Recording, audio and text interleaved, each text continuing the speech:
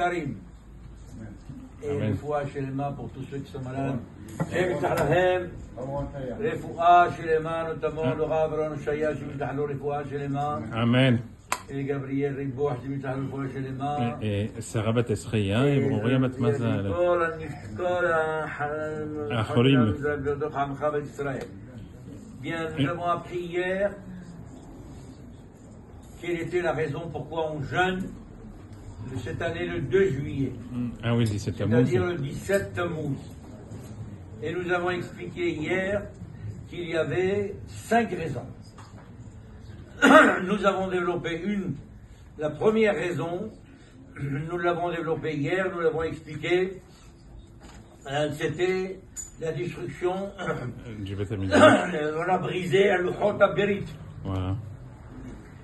Moshe Rabbeinu a cassé le Luchot HaBerit, c'est ce qui est marqué dans le texte. Et alors effectivement, donc c'était la raison pourquoi c'est arrivé, non pas la même année, mais la date du 17 Tammuz, ça a été retenu. Le deuxième événement qui n'a aucun rapport avec le premier, pas la même année, à l'époque de la destruction du premier temple.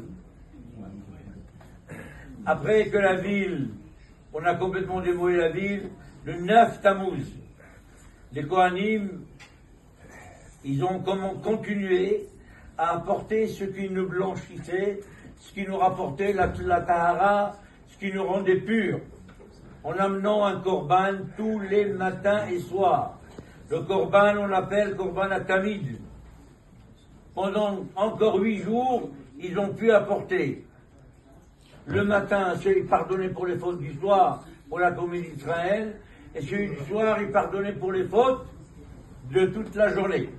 Alors, après ça, c'était donc le lendemain, 17 Tammuz, il n'y en avait plus de bêtes pour amener. Et comme il n'y en avait plus de bêtes, alors ils ont été annulés complètement, le korban à Tamid. Et c'était une grande malheur dans la communauté d'Israël, parce que c'était notre purification. Car les korbanot étaient mechaprim sur nous tous les jours, pour qu'on soit pur.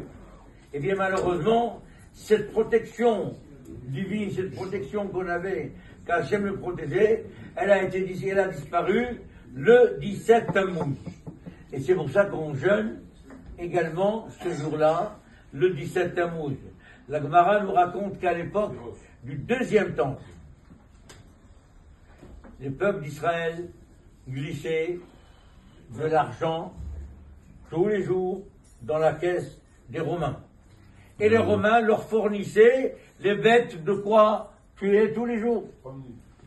Alors une fois, il y a un rachat qui a dit aux Romains, il leur a dit ceci: plus vous fournissez au Bnei Israël les bêtes, et plus eux ils font le korban à Tamid, vous ne pourrez jamais les gagner. Voilà. Vous ne pourrez jamais les avoir.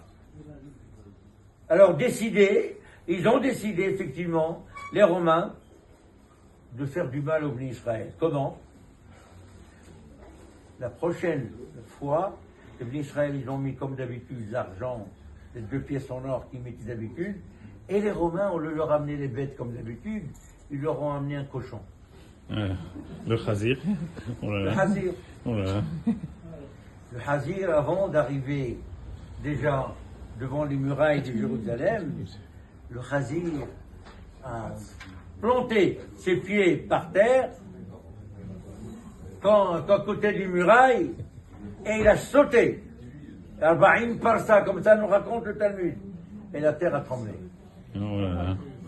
Donc tout ça, pour nous dire, Rabotai, la date du 17 Tammuz a été retenue. Nous venons d'apprendre aujourd'hui la deuxième raison. On a encore 3 raisons. Dimanche, à partir de dimanche, lundi.